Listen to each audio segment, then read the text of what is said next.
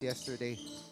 Let's see if they can fare better in this back-to-back game. Taking a look at our starters as that basket from Sam James Pradela, Joshua Garing, Marcus Di Maunahan, Zach Dionela, and Nathaniel Montecillo, who just scored. So, they're trying to level up, develop their skills by going up against, older guys, more experienced than them. As Kilio bringing down the ball. Well, I think for Garing, rarely does he get to play against someone who's smaller than him in Lance Ronquillo. So ito ngayon. And what played against the Kianzal basketball, they lost. Itong Kianzal basketball naman, yung kapapanalo niya lang ulit nila kanina right before this ball game. So 2-0 naman sila. As all the way to the basket for Di Maunahan, and he gets the N1 opportunity. At that time, Di Maunahan just putting the ball on the floor. Great seal screen there coming from Pradella. Spins, and that is blocked by Buenaflor. Tatakbo dito ngayon ng UST Tiger Cubs. Nauuna si Lim. Short on that layup, but he recovers the loose ball and gives it up underneath for the basket for Buenaflor. Like the Naka-print out na daliri na nakaturo dun sa table. Sa table. Oo. And that is a basket by Buksit underneath. Yung lumapit sa atin para magpasab. Well, that is something that the Tiger Cubs will need to take advantage of, as you see that finish from Pradella. Is the chemistry, the familiarity. Here's Torres. They've got 6 seconds to shoot. Montecillo will shoot it. Yes! There's a wide open shot there for Inbound. Triggered by Zanoria. Gives it up to Buenaflor for the basket. Well, this is one of the positions where they have a height advantage. Buenaflor against Manyas. As Torres gives it up to Pradella for the easy basket. In the collegiate leagues, but in here he is able to finish from the inside. As Torres goes up for 3, that's in and out. That dump pass to Ondoa, no good. Rebound, one more chance and in. Well, that's something that we know about Ondoa is really that. Here's Ondoa. Over to Di Maunahan. Over to the opposite wing. Torres will try that jumper. Yes. A long 2 there for Torres, wide open. Will try a 3. Off. Rebound goes to Torres. And Torres tuloy-tuloy sa basket and gets that layup. Well, so far for the Tiger Cubs, depends.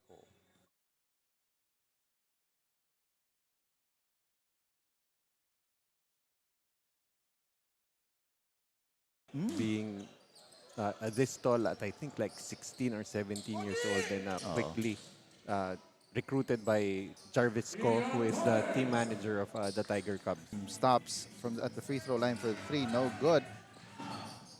Habulan sa bola. Napunta ngayon dito sa Aguilas. Here's Ondoa to the basket. And you like how the Aguilas are attacking that. Sa Phenom Aguilas, Joel Parcon still bringing in the ballgame alongside my partner, Coach Noy Africa, and the third member of our panel, Daniel Laguardia. Ito ngayon ang Phenom Aguilas attacking Ondoa with a putback.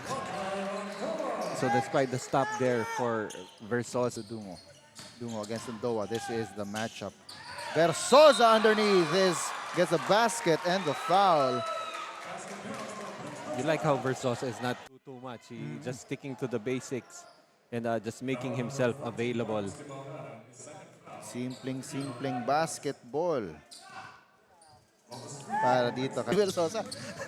Parang pinulot nyo na lang muna sa ere. Dungo will try a 3 and he makes it. Well, scoring definitely has to come To this Bricks Versosa problem right now. Nandin goes up and in. And since itong si Versosa check 9 to 18.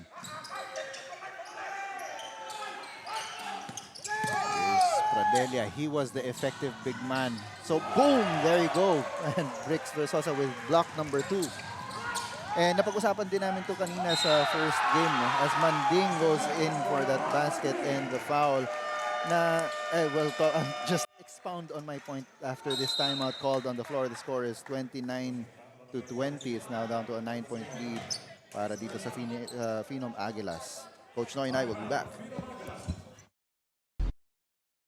And we're taking a look at this replay again nung pag-erase ni Bricks Versosa nung tira ni Pradelia. Yun ang Versosa over to Manding, attacking the basket once again. Really, Versosa has changed this game. Over to Guevara, Dionela at the corner. One more pass to Pradelia, and finally that goes in.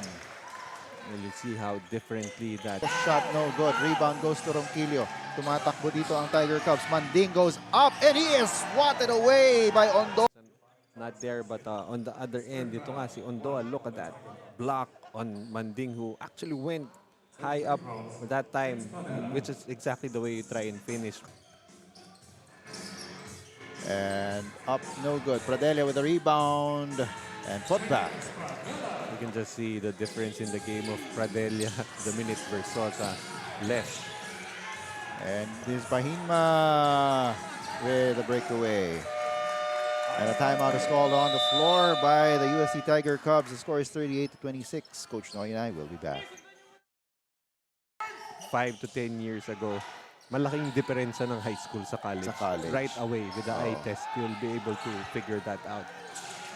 Pero eto ngayon, it's hard to distinguish that as Buena Flor with a basket. And another steal, and Lim finishes. And for the pressure defense of UST. Yes, as Torres brings it over to the other side. Here's Montecillo for three. Yes! What a great substitution there for Coach Andrew. And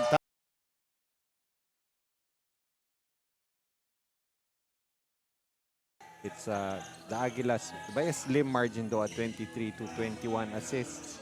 The UST Tiger Cubs showing a little more cohesiveness. As you see, another assist there and a three-pointer for Lance Ronquillo. That will be assist number 15, 14 to 6. And the points off turnovers, 13 to 4 on the side of the Aguilas. As we see a basket here naman for Andre Dungo. And the leading scorers for both teams, Pradela with 12 for the Aguilas, and this is the 10th point already for Andre Dungo, the first player in double digits for the Tiger Cubs. Loreto, Dungo, and Buksit para dito sa UST Tiger Cubs. Samantalang para naman sa Phenom Aguilas, it's Pradelia, Garing, Pahima, Torres, and Manyas. You see Dungo that time just showing his ability to get to the basket, weaving his way in. As we have a three-pointer now on the side of the Aguilas. Phenom Aguilas, Loreto. Stolen ball by Pahima. Breakaway layup. Well, you like how itong Aguilas are Slowing things down as Torres goes for another three and makes it. Prompting Coach Manu to call an early timeout. As we take a look at that last shot, Torres open from three, increasing their lead back up to 14. Coach Noy and I will be back. Versosa asking for the ball, gets it. Tatlong players ng Phenom ang nandun pero hindi niya ininda. The big man is getting for three, off. And blocked out of the air. The rebound was blocked out of the air dito with Versosa as Noria is finally successful on that layup. that time Pradel. Chance para dito sa Aguilas to extend their lead, which now stands at 10. Here's Pradelia inside, finally succeeding against Versosa. From inbounding the ball quickly. And going all the way inside was Manding. At yun din yung nagiging effect nitong si Versosa, because a lot of the attention is now on him and them trying to contain him. Nagkakaroon ng open lanes. And that's itong si Manding magmula pa ng first half. Do you know Carlo Manding? Yeah, he's my dad. And I went to school with his dad. Oh, there you go. So that just goes to tell you That his dad is very young. yeah. Sila kick-out pass ni ni Dungo. They've got 6 seconds on the shot clock, but it's finally stolen by Garing. Torres up against Dungo. Again, that stutter step, no? Gets a foul mula dito kay Dungo. Giving Dungo a dose of his own medicine. Oh. Dahil mga specialty nito ni Andre Dungo. But I guess, I'm wondering how he's feeling having someone do it against him. Oh. Magandang Manyas. Torres, he will try a 3 off pa rin. But that ball is tipped back in for the Phenom Aguilas. So Zanoria attacking, finds a lane and makes the layup. Well, trying to be very disciplined here. Players to condition themselves and boost their confidence as some of them enter their school's main leagues. Meanwhile, for team captain Andre Dungo of UST Tiger Cubs, this is a chance for the team to build their chemistry to prepare themselves for their upcoming UAAP season. Let's see how the Conditioning. Of course, these players don't really get to play together or practice together that much. As you see that finish for it, Ondo, I'm sorry, but for the USC Tiger Cubs, it's Moving the ball around, Guevara gets it to Ondoa, but he couldn't hold on to the ball. Tumatakbo dito ngayon si Buenaflor. Buenaflor all the way to the basket.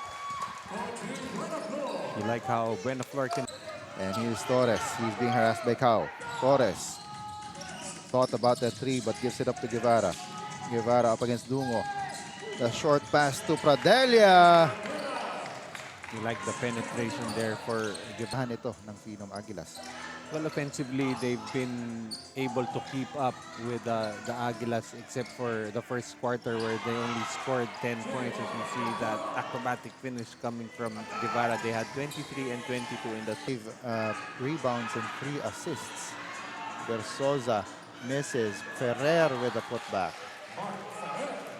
Right now, itong si Ferrer has not first basket. And ito ngayon ng Phenom Aguilas. Guevara will try a 3. Yes! And a timeout is called on the floor. The score is 77 to 59. It is now ballooned to an 18-point lead para sa Phenom Aguilas. Coach Noy and I will be back.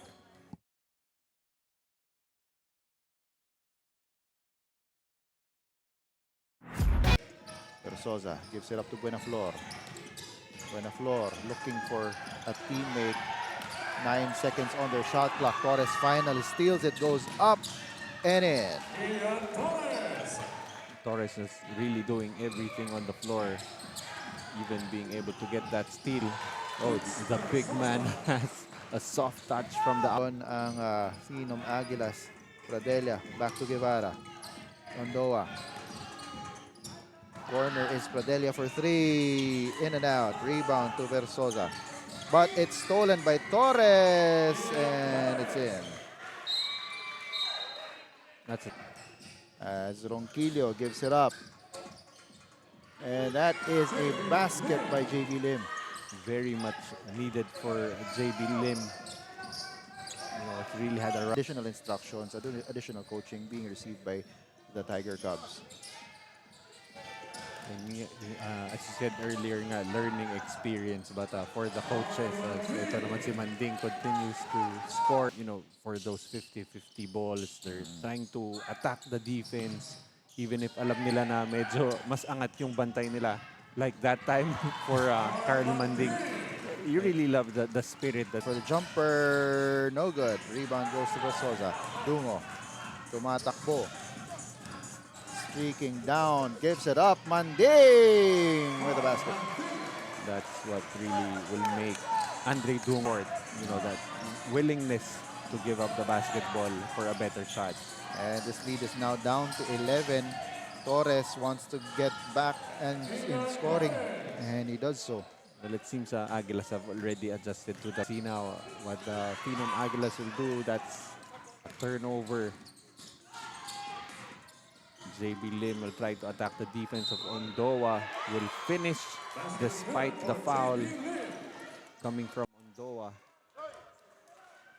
As we take a look at here, JB Lim with a good move against Ondoa. Is 83-73. Ito ulit ang UST.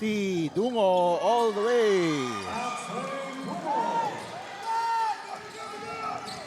So it's just an 8-point lead at nakuha nila ulit ang bola. And a basket from Manding. As a timeout is called on the floor. The score is now 83-77. It's just a 6-point lead para dito sa Phenom Aguilas off of that steal and basket from Manding. Coach Noy and I will be back for the last 2 minutes. Here's Torres. That is another steal para dito kay JB Lim. JB Lim all the way! All of a sudden, this full court pressure just causing a lot of trouble. And medyo na nag-slip doon ng konti si Ronquillo, but it's stolen yet again by JB Lim. Here's Manding! Oh, that's short, pero Buenaflor was there with a trail job. And the basket cutting this lead down to 2, 83-81. As that shot was short mula dito kay Manding. Buti na lang nandun si Buenaflor. And we'll take a timeout. We will be back. Torres triggering the inbound. Gives it up to Ondoa. Back to Montecillo. Torres open for a second from 3. Yes! Oh, that's just a long two. That's just a long two. As clarified by our referee, it was just a long two. So the score is 85-81. Just a 4-point lead para dito sa Phenom Aguilas with 36 seconds to go as a toe on the line para dito kay Torres. You know, despite that just being a long two, that makes it a two-possession ball game more importantly. So really a backbreaker for the UST Tiger Cubs. But maybe they could have done this much earlier. Oo. Nandun na rin siguro yung coach yung fact na this is their first game dito sa ating tournament. And that is it for the ball game. The score, 89-83. 6-point win para dito sa Phenom Aguilas. And a lot of great performances, good performances para dito sa Phenom Aguilas. Also din para dito sa UST Tiger Cubs, coach. But in the end, I think it was really the experience for the Phenom Aguilas, especially when the game got really close. They had enough experience to, you know, they've been in situations like these before. And they were able to fight off this spirited comeback from the Tiger Cubs. Oh, and sa ganda ng nilaro talaga nitong Phenom Aguilas, they will now go up in the standings. I think they're now at 2-1. As we have the best player of this ball game, the Carlos PH best player of this ball game with Daniel Laguardia. And the best player of the ball game is none other than Ian Torres.